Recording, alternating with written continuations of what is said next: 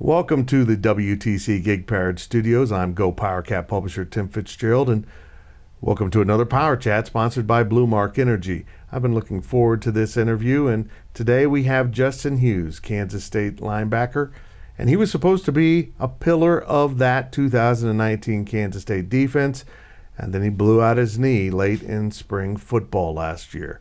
He got a medical hardship, and he'll be back for a sixth season with the Wildcats, and at the heart of Scotty Hazelton's defense. Let's get going. Here's my Power Chat with Justin Hughes.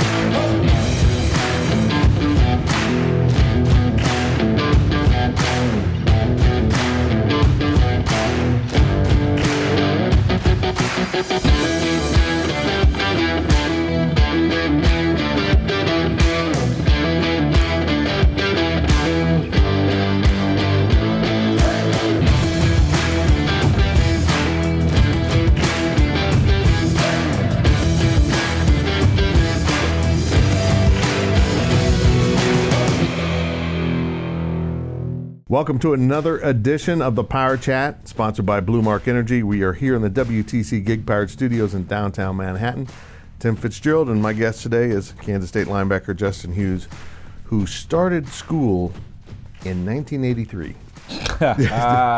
Dude, you've been here forever. I know, right? It's been a long ride, but I enjoyed the process, and I'm thankful for everything that I've been through. Has made me a better person and a better man. It's weird how that works out. You started in 2015, you redshirted, then you had some issues in 16. What exactly happened in 16? Just going through some immaturity issues with myself and the old coaching staff. I had a lot of growing up to do, and I'm glad that Coach Snyder and their staff gave me another opportunity to stay and just get through those bumps that I needed to get through in the road. And I'm thankful because it made me a better person. And like ever since that point in my life, I've been working to make myself better, and I could say that I've done that. I've truly done that. Yeah, you really, we'll get into all this, but you kind of had to work your way up the ladder.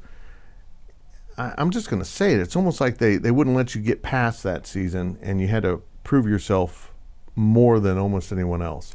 I feel like I set myself back with some of the immaturity issues that I had going on, and just the problems that I had with the old coaching staff. And I think that they had the right to do that because of all the things that I showed them. And so with myself working as hard as I have, I feel like that 2018 season was my coming out season, and I feel like I did what I could have been doing already, but it was my own fault for setting myself back. Very interesting, and I like the accountability. It took a little while to get on the field in 18, but boy, when you got on the field, it had to feel good. Yes, sir. You settled right in. Yes, sir. Just a lot of preparation. I knew my time would come. I knew God would stand by me because I was by his side all this while, and just this college run.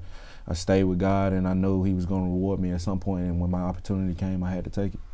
What were your thoughts when you heard that Coach Snyder was retiring and there was kind of indecisiveness about who was coming in? Kind of just like wondering what's going to happen with the new, like with the staff, and what's going to happen with everybody coming in. And at that point, Coach Snyder had gave me an opportunity to show myself, and I was very thankful for it. So I was kind of surprised that he was going to retire. And even though our season didn't end that year that we wanted it to, it was surprising that he wanted to step down. So, yeah, but you graduated in that right after that season. Yes, sir. You could have grad transferred, right? Yes, sir. I could have grad transferred. I feel like that 2018 season was just, like I said, my coming out season. I felt comfortable here, and I felt like I was a leader. The guys had really taken on to me just because they seen what I actually can do on the field, and I wanted to stay with my brothers. And I feel like no matter who comes in this program, I'm going to show them that I'm a leader and show them what Coach Snyder has built in me, and a better man and a better leader. And so I was going to take that role and change this program around, and I feel like that's what we're going to do. How soon did you know that Chris Kleiman was the right guy to be head coach, and Scotty Hazelton was a good fit for you. I knew when he came in January and we had a team meeting, and he sent all the coaches out, all the staff out the room, and it was just the players. He was like, everybody get out, and the players, you just stay in here. When he talked to us in that meeting, I won't say too much because it was like a players-coach relationship, but at that point, I knew he was a player's coach, and I felt like he truly cared about his players, and he truly cared about us being successful more than just football players, but as men as well. And so at that point, I knew that they had hired the right guy. So yeah, and Scotty's got to be fun to play for. Oh yeah, man, he's a whiz. Like with football, I treat football as a puzzle, and I put things together, and I find football so interesting. Even when I'm sitting down playing Madden, I take it so serious because I try to learn new things based off of what they do on Madden and what they do on the field and what Coach Hayes teach me. And he's taught me so much stuff that since he's been here, and I'm truly grateful for it because he's been in the NFL. He's seen what guys can do, and he's seen what it takes to get there. And so I feel like he's the perfect guy to coach me because he's such a guru with film and X's and O's and all that type of stuff. And I love that type of stuff because I find it interesting. And so I feel like he's the perfect guy for me because I'm trying to get to the next level, and I'm trying to get to the point I want to be in my life. So. And you can't learn enough about this game. Yeah. It's like chess. I mean, even a chess master's probably learning new things about the game because if the offense moves a piece here, you have to complement it, and you're just kind of moving each other's pieces around the table, aren't you? Yes, sir. Even when we were just in film the other day, I think it was last Wednesday, we talked about just the smallest detail of a receiver lining up inside the hash or outside the hash. They can make the most difference in the world as a linebacker because if the guy's lining up too tight, then we can read what the offense is going to do. If it's run or pass, and if it's pass, we got to get back. And if it's a run, we can get downhill a lot faster. And it's just fun. It's a fun game because it's always developing. And I say football is always developing because the offense is becoming such a big part of the game. And it used to be a defensive game where we can hit people all the time. And it was just like, you really got to be on your stuff right now, and you got to be tuned into your keys because offense is really getting out there, especially in the Big 12. It's an offensive league, and so you really got to be on your P's and Q's. Yeah, you got to cover. Yeah, you don't. For sure. You might end up with a really athletic running back or tight end. Or yes, sir. Yes, sir. You mentioned to me that you're continuing your studies to work but you want to be in journalism. I find that interesting. You also want to coach, but if you got into journalism, what would your ideal job be?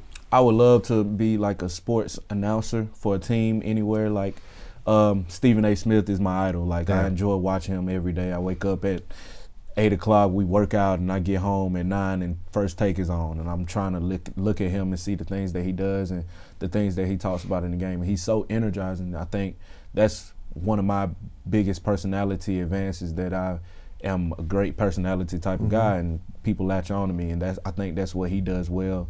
He can draw your attention no matter what, and I feel like that's something I can do because people draw on to me, my personality, and I feel like I'm a great guy. Don't you feel like he's a little over the top? Sometimes. I can see Stephen A. at home. I'm fixing a sandwich. Yeah. Dan, it's just a sandwich. Sometimes he is over the top, man, but you got to love him for it because he's so enthusiastic about whatever he does and whatever sport he's talking about. He's enthusiastic in it, and one thing I can say about Stephen A., he's going to keep it real no matter what. Yeah, he does. Whatever he feels, he's going to let you know he's feeling that way, and I applaud him for that. And because you'll see people, retweet stuff that he said, and it might be different than what you would think he would say. Because he's not taking a party line. Yeah. He's just saying what's on his mind. Yeah. And I appreciate that about a guy that does that job. For sure. I appreciate it because like I said, he's my idol, and I watch him every day, whether I'm watching basketball and he's announcing a basketball game, or football, he's talking about the playoffs, Super Bowl. And I just enjoy his enthusiasm about the game and his enthusiasm about his work. Did you see the video of him hitting the three-pointer at the All-Star weekend? God, did you see him get the tech? No, I didn't. He got the tech in the Celebrity All-Star game. You got to work for that, don't you? Yeah, he did. I think he did. He was doing that on purpose. That's good. That's something to put on your resume. Yeah, sure. But you kind of want to get in coaching. Yeah. That's cool. This season when I took off because of my injury, right, I realized coaching's tough. because I had to, like, when Coach Hughes wasn't around, the linebackers know I understand the game and I understand our defense. So no matter what position we have on defense, guys come to me and ask me questions. And you try to talk to a guy and try to get him to do the right thing, but you got to realize at that point it's not you're talking to. So you have to come to different people in different ways and talk to people in different ways. And people don't accept the same coaching as other guys do. Like if I'm talking to a corner has like different responsibilities and different mentalities than a linebacker. So you gotta watch how you speak to people. And I learned that coaching is so hard because guys don't get it on the first time always, and it's frustrating.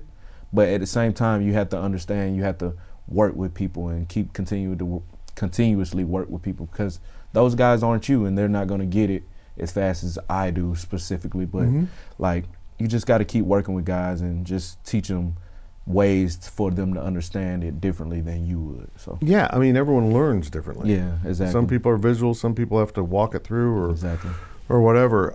Backing up though, everything seemed to be snapping into place for you. You really ascended to a true leadership role with this new coaching staff. They were raving about you. Scotty Hazelton, I think, loves you. Yes, sir. I'm just saying that. I think he actually loves you. And then the knee goes at the end of spring practice. What are you thinking as you lay there?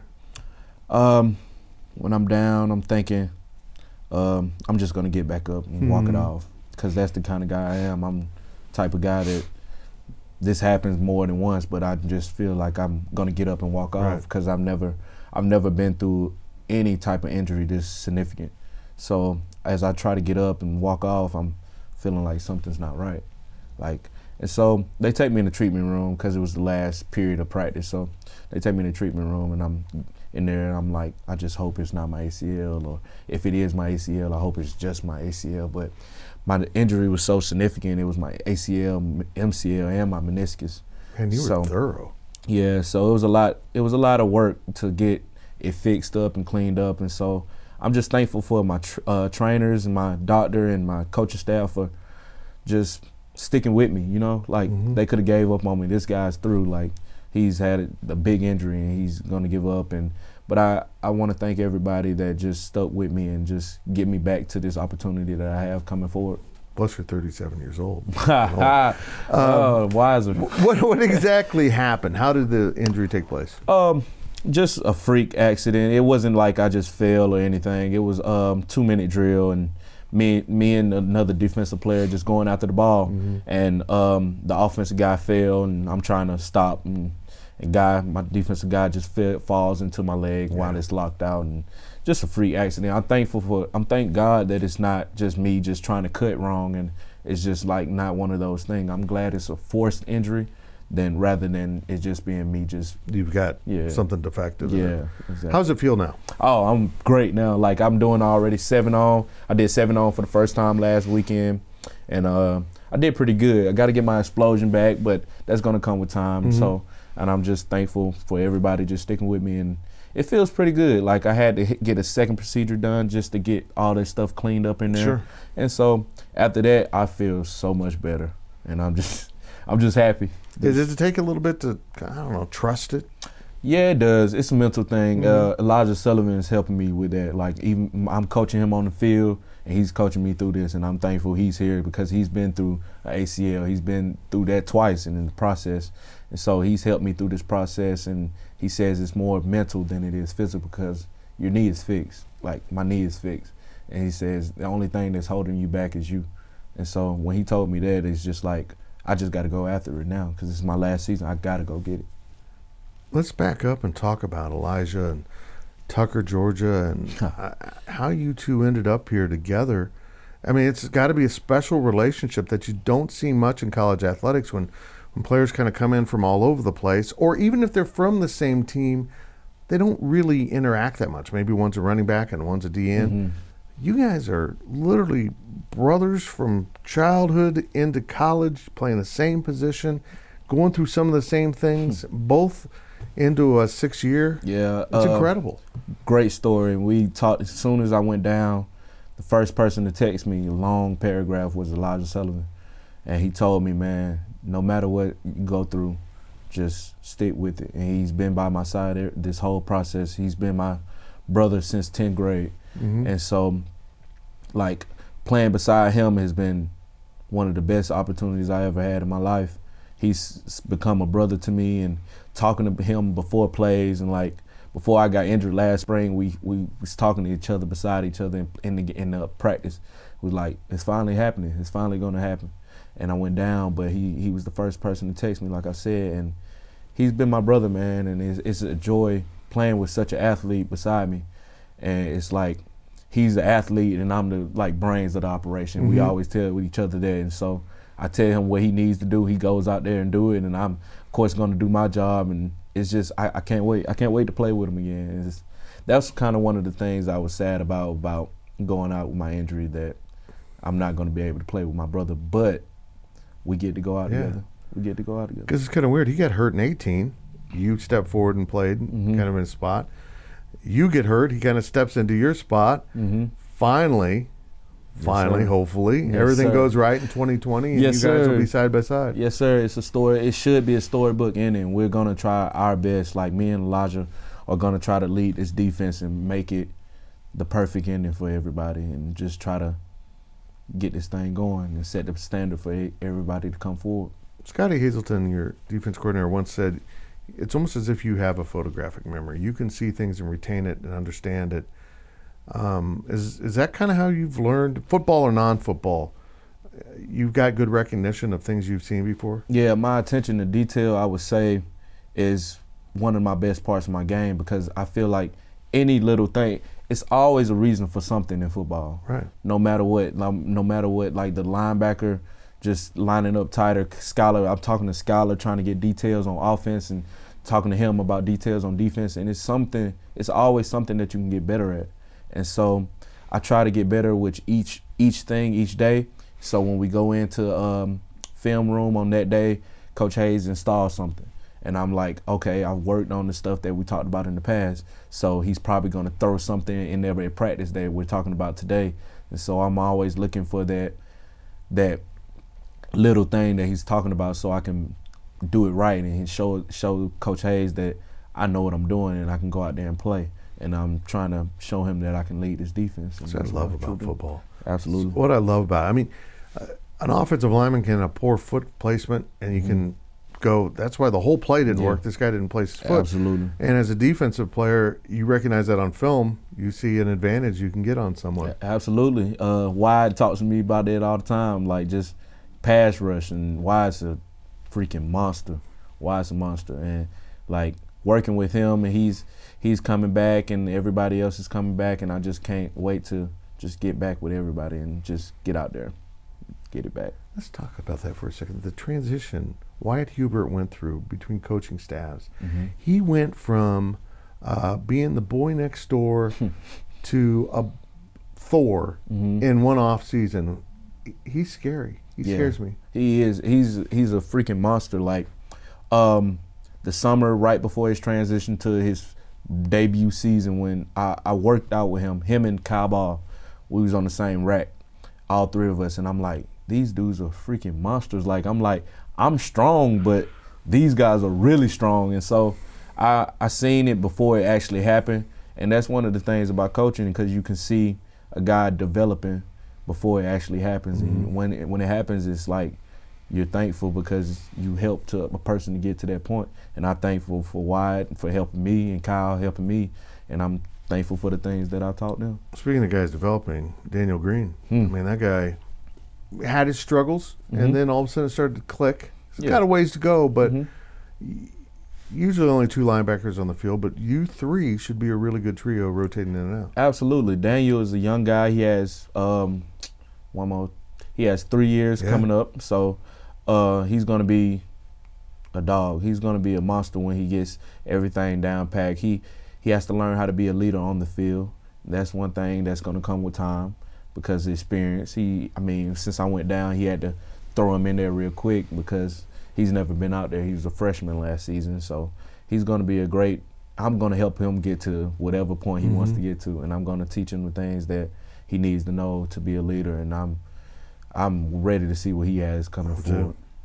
You use the term dog. I love it. I mean, the guy that just absolutely gets after it. Is Elijah the biggest dog on this defense? Woo! He gets after it. He got after the bowl game. He did. And we actually ran the offense in high school.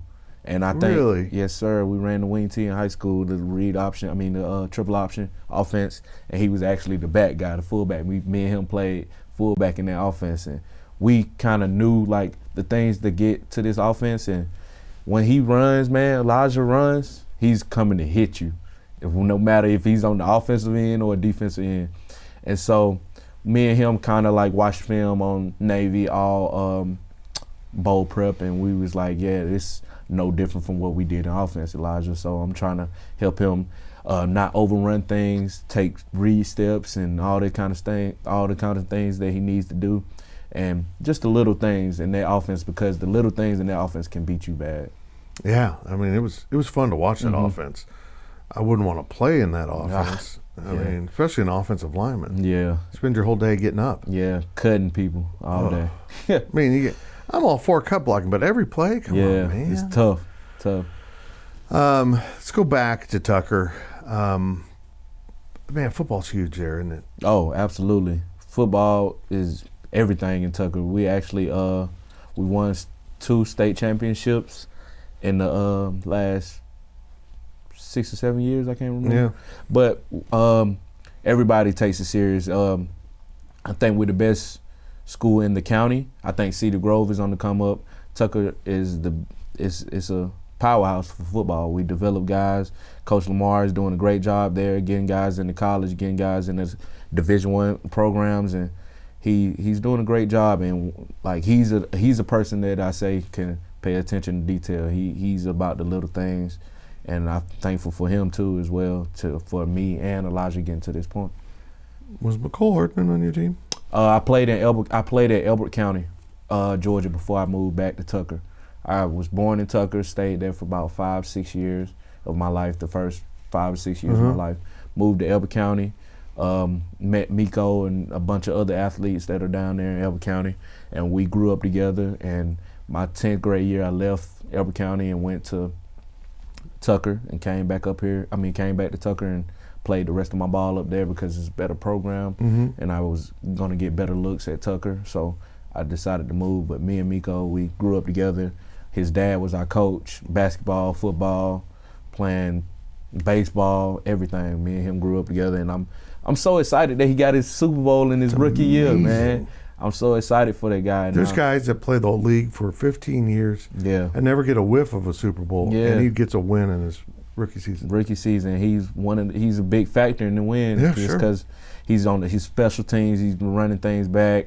He's catching balls, taking them to the house. He's fastest guy, one of the fastest guys in the NFL, and I'm so proud of that guy because I was after my injury, I went down to Dallas to train at MJP, which is performance place down there. They train guys, and he actually trained for the draft down there.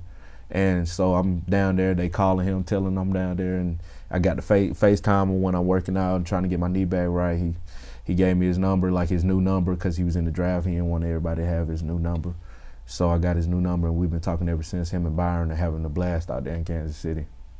It's pretty cool to watch. Yeah, it is. I mean, as a Chiefs fan, it's awesome, but that group of guys is pretty amazing, those receivers. Yeah. When you consider that Byron and him are down the list of receivers a little bit, yeah, it's like, whoa. Exactly. They got Kelsey, Tyreek, and Sammy, and DeMarcus. It's like, impressive. Golly, man, Patrick Mahomes is having a ball up there. I know he is. Like, no matter where he throw the ball, it's going to get caught. There's someone out there. It's going to get caught. Pretty cool. Signing day rolls around, your senior year. Let's fill this in. How did you end up with K-State? Kansas State was one of the first Division I offers. I got offered them my 11th grade summer, going in after my 11th grade year. And so I got offered that summer, and Coach Coleman called me, and I'm like, man, I got a Division I offer, and I'm so excited. And so I kind of waited to commit because I felt like it was like one of the first of many. And so I'm taking visits to other places. I'm starting to get offers to roll in, and I'm going back and forth between Auburn. Like me and Elijah actually taking visits to Auburn because he actually got an offer from Auburn, and I'm trying to get that offer going into my senior year. So we're taking visits and going back and forth between Atlanta and Auburn. And so at that point, I'm at the end of the signing days coming up, and I'm realizing like, hey, Auburn's probably not going to offer you. If they do offer you late, it's just a late offer, and they just want to get the numbers in. Mm-hmm. So I'm like, I'm going to go with this team that's been sticking by me this whole process. And one of my things about college was to get away from home a little bit, because I've been under my parents and under my family so much that I wanted to get a little ways from home and just enjoy myself and learn who I am as a person. So I decided to come here in Kansas State, and I'm thankful for Coach Coleman and Coach Snyder for getting me up here. And even though I gray shirted, so I'm just thankful for them sticking by me, you know. Man, you got away from home. Yeah. I mean, you love Atlanta, that whole area. Yes, sir. And you love warm weather, I understand. Yes, sir. You came to Kansas, man. I did. I understand, I understand the summers get hot. They do. But the winters get cold. And it's like, in Atlanta, it's like it's either medium or hot. Mm-hmm. And I'm like, okay, maybe I can deal with the hot and just moderate with the cold. And I'm like, once I got up here in January and I had some Ugg boots on and I realized those weren't enough, I was like, oh yeah, you're in it now. So yeah, I grew up in Kansas and it still sucks. Yeah, I feel that.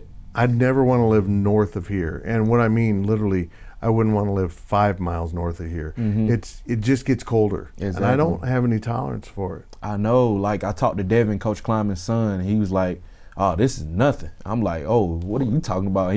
But I understand he's up there in North Dakota, and I'm like, no, thank you. That's as north as you're going to get from here. So it's like, it's probably way colder all the time. And it's like, no. The thing about Kansas is no matter what season it is, the weather stinks.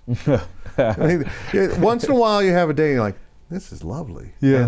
But the next day it's like 95% humidity or it's 0 degrees. Exactly. Like the other day, this past weekend, it felt really good. I'm like, all right, maybe the cold's gone. And today it's 30 degrees. Yeah. And I'm like, not how it works in Kansas.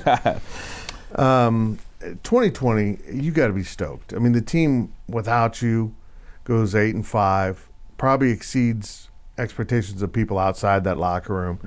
Mm-hmm. And yeah, there's questions about the team. That's true of any college team. Mm-hmm. You got questions. Players come and go. But you got to be stoked to get out there in the spring and get this team rolling.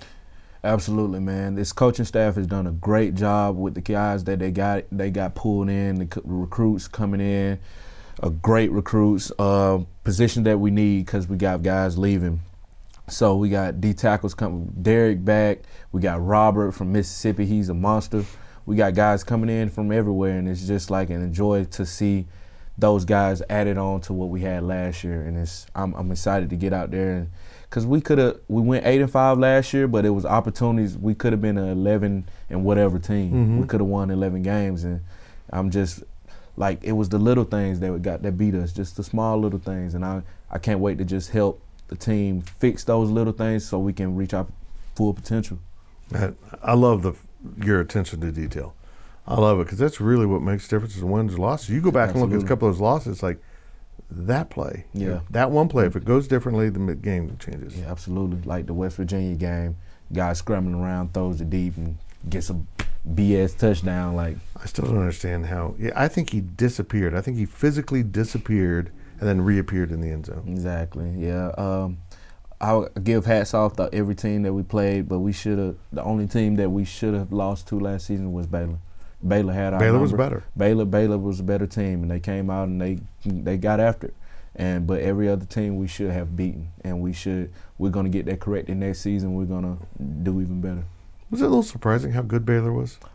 It was. Going into the Baylor game, I'm thinking like they haven't played anybody. Right. At that point, I'm like, Baylor's Baylor. Like, they're going to come out and try to give you a fight, but at the end they're going to make some mistakes. But they were well coached, and I can see that Baylor was a good team. And I was like, yeah, after that win that they got, I'm like, yeah, they just came out and was a better team than us. And then, like, when the team comes in and do that, you just got to give hats off to that team. You know? But it's a good example that even in the Big 12, Their offense was okay. Mm-hmm. It was their defense driving. Yeah, Their absolutely. defense told the story of Baylor. And as that game progressed, I'm like, these guys are legit. Absolutely. And as a defensive player, you love to see guys out there flying to the ball. Like, they got a couple targeting calls all season. We were watching Baylor, like me and John Alexander are watching this guy number 3 on Baylor. He's a monster. He's running out there trying to kill people. And it's like you want to see that because you don't want to be timid out there on defense waiting on a targeting call. Like, you just go play, man. And that's what Baylor does. And hats off to those guys, man. Not easy nowadays. Yeah, exactly. You don't position your head exactly right. Yeah. You get a target. You're out of there.